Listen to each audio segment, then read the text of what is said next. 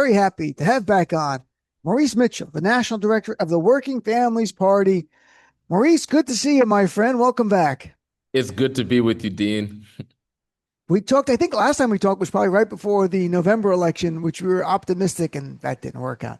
Yeah. But something happened in New York, which your organization endorsed Zohran Mamdani and for mayor, and I think tomorrow he'll be confirmed as the actual nominee. So Uh, what was your reaction to his win? And then we can talk a little bit about the what did you see on the ground and what are the lessons for Democrats outside of New York? well, what can I say about this moment and Zoran's win? To me, like we have to put this in context. This is one of the first major primaries of the year, and his surge to me is proof that people want leaders who will stand up for working people. And Mm-hmm. it's a wake-up call, I think, to the political establishment of all stripes, both like in the Democratic Party, the Republican Party. People are tired of a status quo that's just not working for them.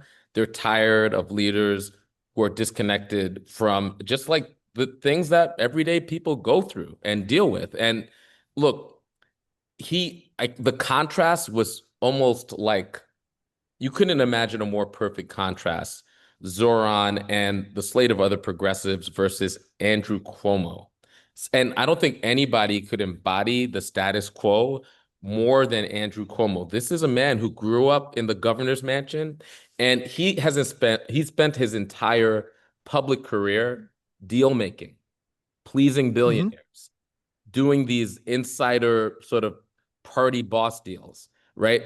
I think that contrast and the energy that people are feeling and a desire to just see leaders that say what they mean and mean what they say, that is, and also Zoran being just an exceptional person, organizer, assembly person, lawmaker, and then candidate. I think he's really showing us the kind of leadership that we need, that we at the WFP have said, like, look, this is what people want. People want leaders that are grounded in the issues of working class people. And like, you know, politicians will tell you what they can't do. Like there's so many politicians that Right. want us to, Sure. that say, well, this isn't practical or we can't do this, or Republicans and Democrats. And Zoran told us what he will do in ways that were very, very clear and also visionary. And we need leaders with vision, with plans, and leaders that help people imagine government actually working for them, right? And he wasn't playing it safe. He wasn't taking easy positions. He laid it all on the line, and it inspired people, and people gravitated for that towards that because they saw a candidate that was willing to really put it out on the line, and that's why you had tens of thousands of volunteers knocking on doors and calling their neighbors. He was polling at like less than 1% just a few months ago, right? So this Right was when he started. far Yeah. gone conclusion, right? Right. This is to me, He this is real movement power, real people power at play. I know Zoran, we're not close, but we're friendly, like Yeah. I know him because we're both Muslim and Democrats. And so when he announced, he texted me, I'm sure he texted others too, Yeah. like, oh, maybe I'll come on this show. I'm like, you're running for mayor? I'm like, what is this? This is like crazy. You're in Minnesota. Like, I didn't say, by the time I got back to him, he had blown up so much Yeah. that I had to beg him to come on. I'm like, come on, you got to come on now, like kind of stuff. So we had him on. We're going to try to get him on again, maybe do some kind of town hall. But you touched on something else I wanted to get to because Working Families Party is an organization. You have volunteers. What was the energy like? And can you compare it so people have an understanding of, you mentioned tens of thousands of volunteers. For Working Families Party, what did you see and what can you compare it to other campaigns? Not exact numbers, but just like energy level, enthusiasm. Was it different? Was it similar? Anything close? It's hard to put into words. I've felt um that type of energy, during Obama's race. I felt that type of energy um during during some local races where I felt some of it in Queens during Tiffany Caban's race where she like she was running on a I very remember. progressive platform. Yeah. To me, the what combines all of the races where I felt that energy, and the energy I'm talking about is the campaign is being propelled by a movement. The movement is lifting the campaign up, right? And so it's like a real movement campaign. It's not, you know, a bunch of consultants, you know, and money that's moving the campaign. It's the people power. The combination is a candidate that is articulating a message with consistency and clarity, a campaign that is organized in a way that could really like bring in that dynamic energy of people. And, you know, props to his campaign manager, his campaign that ran an excellent campaign, and then like a movement and a strategy. So, you know, the WFP more than a year ago laid out the strategy that we thought could be the winning strategy for people on our side. We knew that Eric Adams was a disgraced mayor and he was running for another term. And we felt for the city of New York that we had to make an intervention. We knew that disgraced Governor Cuomo was waiting in the wings, trying to resuscitate his career, and that we needed to block him. And that in 2021, when a number of progressives ran, but didn't make it through, ultimately Eric Adams emerged. Not because he was the most popular, but because progressives didn't align around a strategy. And this time, the WFP was committed to progressives aligning around a strategy that really leveraged ranked choice voting. So we saw what happened when Andrew Yang and Catherine Garcia, when they cross-endorsed each other. Their followers voted for the other candidate. What would it have looked like if the candidates that basically agreed on so many things aligned on a strategy like that and didn't use most of the campaign being hyper competitive against one another?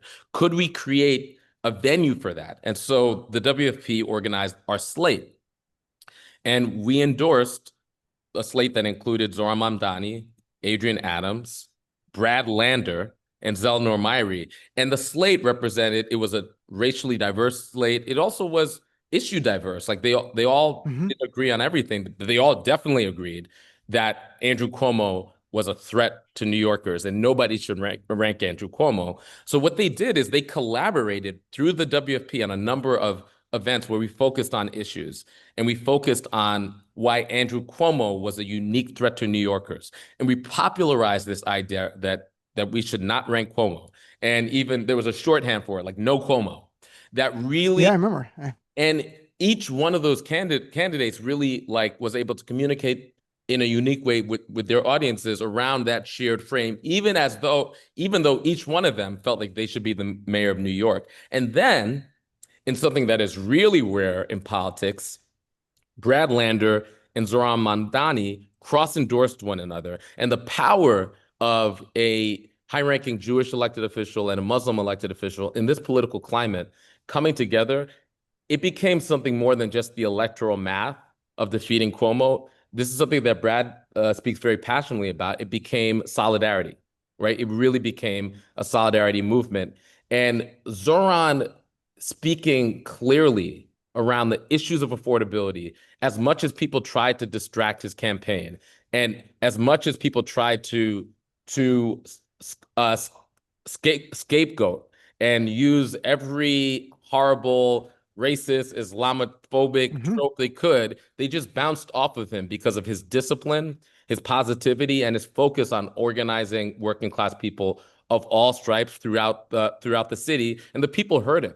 And, you know, they spent $25 million against him so every billionaire you could imagine, including Trump billionaires, right? Including Trump billionaires, they all rallied together. They all formed some sort of like super group of supervillains to defeat this candidacy. And to me, why would they spend so much money? They weren't fearful, and they're not fearful that the ideas in the campaign, those ideas are bad and they'll fail. What they're definitely afraid of is the possibility that those ideas would be successful. Because if those ideas are successful at the scale of a city like New York, I mean, it will be a game changer, not just for politics, but for working people everywhere. Because if they're working in New York, their neighbors in New Jersey are going to want it. folks in LA are going to want it. Folks around the country are going to want it. And I think that's the thing that they fear the most. And that's why even after he's won the primary, those same forces are trying to figure out how to stop him in the general election. I'm chatting with Maurice Mitchell, National Director of the Working Families Party. Yeah, when Mike Bloomberg endorsed Andrew Cuomo and said, I'm going to spend, I think, $10, $11 million. I'm like, Mike Bloomberg, the stop and frisk guy, Yeah, the guy who gave us Muslim profiling, that guy wants Andrew Cuomo. Andrew Cuomo, and I had Brad Lander on a few weeks before the election. I said, Andrew Cuomo should denounce that endorsement and say, I don't want the endorsement of Mike Bloomberg, a guy who gave us stop and frisk, which was unconstitutional, and Muslim profiling, which also was deemed illegal by the courts. But Andrew Cuomo was fine with that. And it said so much to me that you would accept that guy. Anyone with any kind of integrity would have said, I don't want the support of someone like that. And I'm so glad that it worked out. We had all the only one we didn't have on was Councilwoman Adams. We tried to have her on. We invited Andrew Cuomo. He didn't want to come on, of course. Yeah. He ran a very unique kind of campaign. I'm not going to talk to anyone who might ask me a question campaign. I mean, that's another thing, right? Zohran was outside. He was accessible. You know, Zohran did your show. He did a lot of other folks' show. He met people where they were at. They organized where people were at. Like, there's a lot of like talk about, oh, he's on the internet filming videos. They went viral as a way to dismiss his campaign. He just chose to communicate with people everywhere, including on the internet, in ways that really broke through. I'm like, I don't know why people are hating with the the idea that like he's reaching people who normally don't get reached. You would think that the Democratic Party, with all their, you know, tying themselves in knots around how do we reach young people? How do we reach young men? How do we reach immigrants? How do we, you know, like Zohran's campaign has actually done that. There's a lot there to love. And the other thing that they're doing is, you know, they're going through so many rhetorical knots. So now they're trying to exceptionalize it. Well, this is just New York. Well, actually, that same day we had a sweep. So what's not as reported, and I'm glad I'm talking about it now, the WFP swept the entire state of New York, right? We endorsed mayors in the city of Buffalo, Syracuse, Albany, and New York City. And these cities are not the same. They're very dissimilar cities. Buffalo is more of a Midwestern town than a coastal town. And Sean Ryan, he won his race in Buffalo. Sharon Owen won her race in Syracuse, and Dorcia Pliers won her race in Albany. That, to me, speaks of a working class mandate. When you have Sean Ryan, Sharon Owen, Dorcia Pliers, and Zohran Mamdani all winning, all basically, you know, they spent the most money against Zohran, but the same forces were spending money or organizing against all those other candidates. And the same forces, labor and community, were behind Zohran, Pliers, Owens, and Ryan. So I just think that there's something deeper here. The other thing is, like, when you look at the entire primary season, there's a lot to note. So I'm really proud of New Jersey WFP, right across the river, right? So New Jersey WFP, there was this like very corrupt electoral system in New Jersey that a lot of people don't know about, called the county line. Basically, even in I'm from Jersey. Please explain it. But yes, Democrats and Republicans get to tell their voters who the preferred candidate is for the primary, right? The whole point of the primary is that the voters get to decide the candidate. And in New Jersey, like, no. Party boss stuff. That's no, the party party boss will decide who the candidate is that wins, right? The WFP ended that system. And then, so that means that this was the first competitive primary in generations in New Jersey. And we came up short in the governor's race, but we won a number of primaries around the state. In Oregon, so we flipped a school board in Redmond, that's rural Oregon, right? And we were able to flip that school board, competing against MAGA school board candidates in the country. So this isn't like a coastal city. These are folks in rural communities, and we also won across Oregon and a number of other places in Oregon, and then in Ohio, the 5 endorsed candidates that we ran in Ohio won their primaries that's Columbus City Council, School Board, Akron City Council. So what we're proving is that this brand of politics that and it's really simple, just listen to working people and focus like a laser on their concerns, right? It works in rural districts, it works in the suburbs, it works in big cities, it works in small cities. And this last Tuesday is like a shockwave, like a seismic shift. And it is like, to me, the final proof point that these politics are where the working class is. And whether or not the political establishment understands that, like the people on the ground get it. Well, the leadership of the Democratic Party, they'll do a focus group and they'll test it, and then they'll come back and tell you, you know what? He was right. You know, the working class wants you to address their concerns and not talk about these other milquetoast things. They want you to fight for them. You know, you want fighters. Zohran was all about fighting for the working class. Brad Lander, between Brad and Zohran, they got about 55% of the primary vote. That's and right. Cuomo got like 36, 37%. That's where the base is. Now, yeah, we're a more progressive city than some other places in New York, but we're not hardcore. We're not far left. You know, you've got elements within those left here. People want you to fight for them and say how you're going to make their life better. And in a way that's authentic and believable. It can't be like, I'm going to make your life better, like Trump, and does nothing. It's got to be like Zohran had credibility, and so did Brad Lander. If Zohran wasn't in the race, I think it would end up being Brad versus Cuomo right to the end, to be honest. And I like Brad a lot. I think he's a great guy, and I hope he's a part of this administration. He probably will be part of this administration. Yeah. You know, so I mean, that's one thing. I'm glad you brought up Brad, because the way that he led and the way that him and Zohran came together is a true testament to both of their leadership. But Brad coming in third behind Cuomo and celebrating with Zohran on election day. Pretty cool. That just demonstrates what type of leader he is, right? And the type of politics that he's committed to, and the type of movement that we're building, right? That type of solidarity, that is like the working class solidarity that we need in order to defeat MAGA. I mean, we're demonstrating that there is a template of solidarity if we stick together, right? And we focus on, because, you know, there's a lot of talk about like centrist versus progressives, and I get it.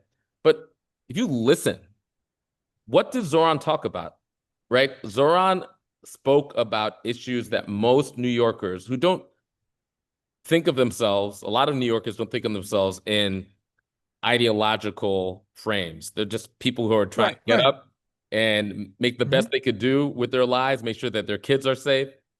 He talked about the transportation system, free buses, right? He talked about freezing rent, housing. He talked about childcare, making it affordable. Like these are working class issues that all of the polls, even the polls that, you know, people who identify as centrists, those polls are telling them the same information, right? That I know, that's why I said to people on the show, these are not radical. Affordability. Right. Yeah. These are not radical ideas. They are effective ideas. And also, I think the fact that he was very unapologetic that he's going to raise taxes on the wealthy to pay for it gives it even more credibility, because you're not just saying, we're going to do all these things. He's like, I'm going to pay for it by raising taxes, which isn't a popular idea. We know that. No. So do you think the billionaires are going to try to find a puppet? I mean, they're looking, and I don't know if they're going to throw money to Adams, which New York doesn't want Eric Adams. I live in New York. We want to change. That's not going to work. I don't know how else they can get. Like, I don't know. Cuomo's not the right person for them now. I don't know what's going to happen. I don't know what their path is. I could tell you that people are aligning. Labor is aligning. Yeah. It's really exciting to see 32BJ endorse Cuomo. The hotel and gaming trades. I'm sorry, Cuomo. they once did now, right? They've come all. No. That was before. Forgive me, but 32BJ endorsed Zohran. The hotel and gaming trades endorsed Zohran. You know, Jerry Nadler endorsing Zohran. I think that's really critical at a time when people are throwing all of this shade at Zohran that's like he hasn't earned, right? So to have such a high-ranking Jewish elected official in Congress say, like, look, Zohran is our nominee. We need to back him. That's powerful. You know, Elizabeth Warren recently endorsed Zohran. So there's momentum around him. There's a lot of energy around him. And yes, those billionaires are desperate. They lost. They're not gonna it's kind of like that horror movie where you think the monster is dead, and then they No, try right. to, they're trying to lurch out of the swamp. But look, the momentum is in our favor, and I don't see which candidate they choose that has a path. But the one thing I'll say is that Zohran understands the assignment, so he's not taking anything for granted. He's pivoting to demonstrating that he's going to govern with and for and be the mayor of all New Yorkers, including New Yorkers that didn't initially vote for him. And he's doing outreach. There will be a very robust general election to ensure that New Yorkers understand that in his administration, the doors are always going to be open, and that every single New Yorker, unlike the corrupt administration of Adams or the type of corruption and party boss politics Cuomo wanted to reintroduce into New York, this will be a government by, for, and with all the people of New York. I'm starting with Maurice Mitchell, the national director of the Working Families Party. You know what it kind of is striking to me is that you did have a few Democratic members of Congress. And look, I don't get to see everyone. I'm sure there was more than that. Like Congressman Robert Garcia, who a former mayor himself, very excited about Zohran's win and talked about the message for our party is an economic populist message. It's one that's for the people, right? And championing that. And, you know, it's not going to fit everywhere. Let's say, I'll just give that caveat, right? I'll just say it won't fit everywhere. But besides that, the idea of economic populism will. What I mean by won't fit everywhere, there's certain platform ideas that he ran on, like there's not buses everywhere, so free buses won't work, that kind of stuff. But an economic populist message that says, we're going to help you and your family, and we're going to make it tangibly better. And that's my number one priority. To me, that's what I've been begging Democrats to do. You know, there's the one bucket taking the fight to the fascist Trump. You got to do that. The other is fighting for the working class, fighting for people.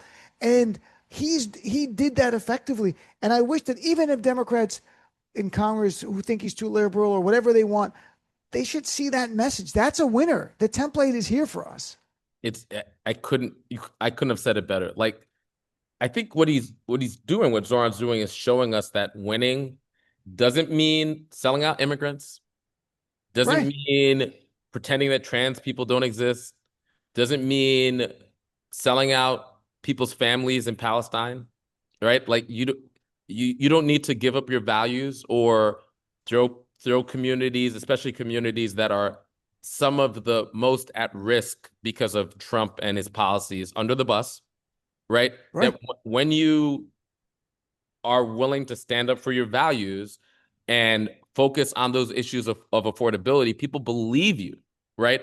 And the thing is, like, there's a difference between agreement and belief, right? Like, people might agree with Zohran on some things and not agree with him on other things. But I think at the end of the day, when they encounter him, when they hear him, they believe in him. They believe that he believes in the change, and that he's committed to it. And that's what people want from their leaders, right? When you listen to Cuomo, he ran a very kind of dark, mean-spirited, angry campaign. Oftentimes, it didn't seem like he even wanted to be there, right? Mm-hmm. You know, people could feel that. And I think people rejected that. And they felt really compelled by the contrast. And look, everybody can't be the exceptional candidate that Zohran Mamdani was. But what I want people to understand is that everybody can run on their values and everybody can focus on the working class. I think if more elected officials in the anti-MAGA coalition ran in that way, I mean, it would create a movement opportunity, not just in New York, but around the country. And people could take lessons from this, right? Like, apply it in your particular conditions and just speak authentically. Say the things that are on your mind. Actually say the things that you believe. You have to wait for it to be poll tested, right? I think that those lessons can translate into a lot of different contexts. And then the other thing is, like, and this goes back to our strategy, you know, the WFP worked on this strategy for a while. The idea that there could be a strong sense of solidarity across a lot of different people, a lot of different interests. We win as working people when we insist that we stay together and that we have a strategy that is kind of bringing us together. That's something that we could do everywhere, right? If we're going to defeat MAGA, it's going to be because we decide to insist on being with each other, even when there's differences, even when there's real differences, that we decide that there's more interest in staying together across our differences, across our racial differences or our religious. Like I said this recently, like, look, we may pray different, we may love different, we may look different, but at the end of the day, as working people, we have the same interest. And if we could really embody that in our politics, then man, we'll be able to throw MAGA into the dustbin of history. And it got some coverage. The New York Times did a really good article over the weekend showing the percentage of younger voters who came out in this election. Folks, it is off the charts. Comparing the 2021 primary to this one, it wasn't like younger people came out so much more than 2025 more than 2021. They came out more than anyone. Like, that's what was so remarkable. They came out 2 to 3 times higher from 18 to 39 than they did in 2021. But they came out more than older New Yorkers, which is unheard of in a Democratic Party, because that's the people who come out. And it was a lot of first-time voters that Zohran reached them with a message about, hey, we're going to fight for you. I don't care if it upsets people. We're going to change things for the better. We're going to let you dream the American dream again a little bit. That is part of it. And not backing away from the idea he doesn't think billionaires should exist. You can agree or disagree with that, but that's not the point. It's an authentic thing. I'm taking a fight to power. I'm fighting it for you. And I think that's what resonates with people. The young people coming out in huge numbers, off the chart stuff. Yeah. I mean, I saw it firsthand. And I think there were questions about whether or not the rallies and the interest and pickup online and all the conversations would translate into a voter surge.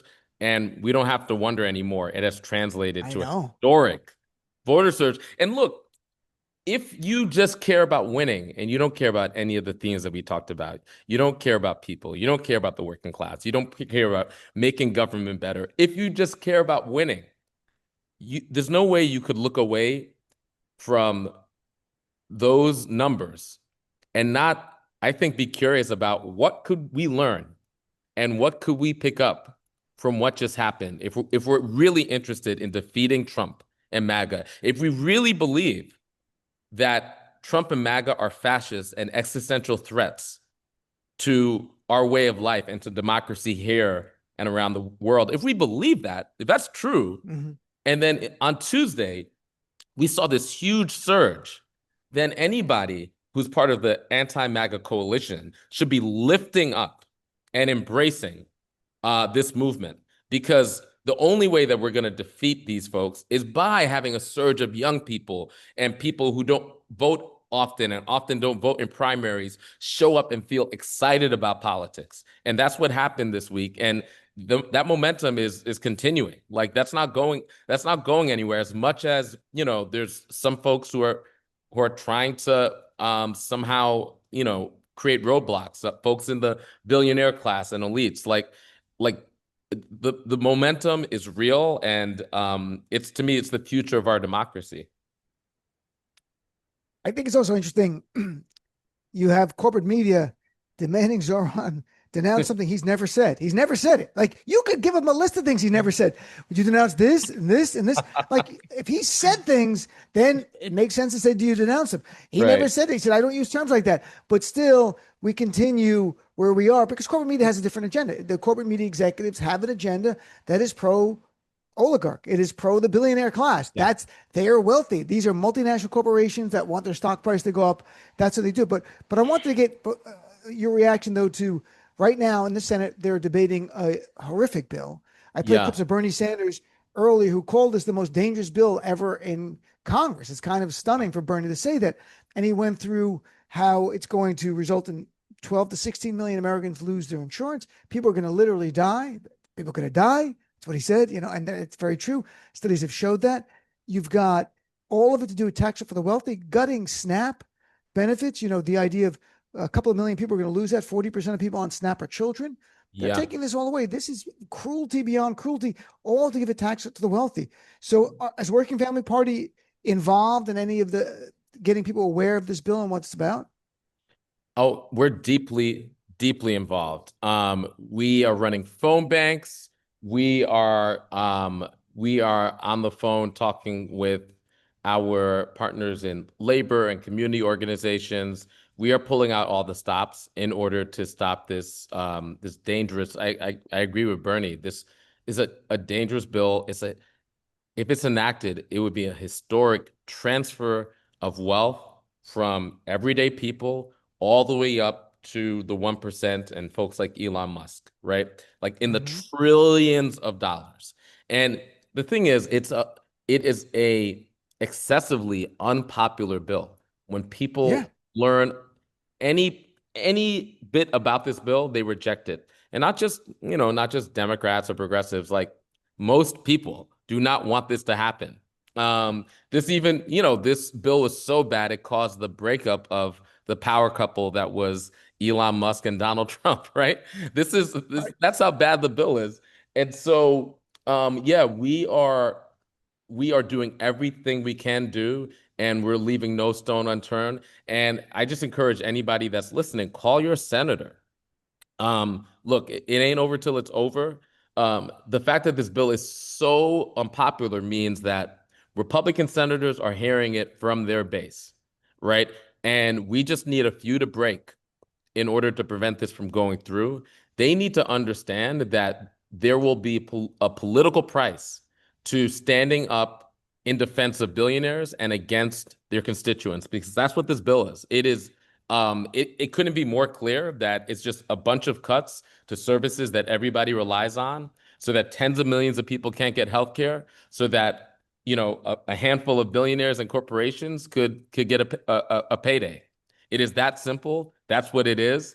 It's hard to see it as anything else, and people see through it. And so, the Working Families Party is on the front lines of that fight for sure. This bill, according to CNN today, has the lowest approval rating of any major bill since 1990 that might pass. Because there was one in 1990 and so this is a situation we have going on. People are going to get hurt by it. They don't care. They're doing it for the GOP donor class. So, Maurice, if people want to find out, now the Working Families Party is huge. You guys are huge now. You won the big race here. What if you want to find out more about WFP? Where can they go?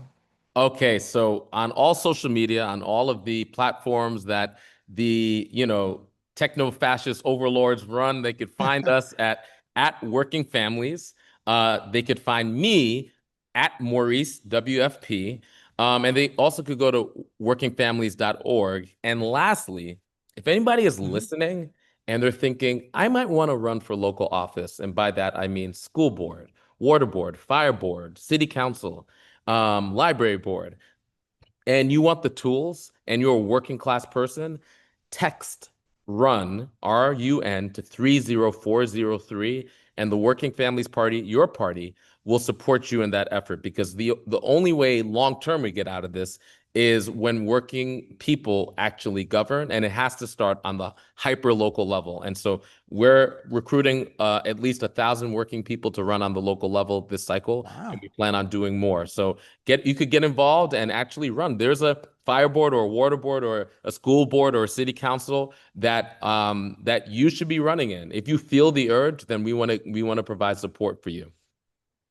Sounds great, except being Muslim, the water board kind of scares me. Oh. But besides the other stuff, that's a good flag. That might trigger some folks. I'm like waterboarding. I'm like, what is this waterboarding? They say, no, not waterboarding. There's no ING. It's just waterboard. I didn't even know they had that elected position. School board. So folks, we talk about it. People want to get active. Doesn't take a lot of your time to do a local race like school board, board of education, something like that. And Working Families Party is there to help people. Maurice, congratulations on the big wins all over the state. Look forward to chat. We'll chat more in the fall. Absolutely, on Dean. Zohran's race to make sure he wins this thing. We need a Democratic mayor, not Eric Adams, like a real Democrat, finally in New York.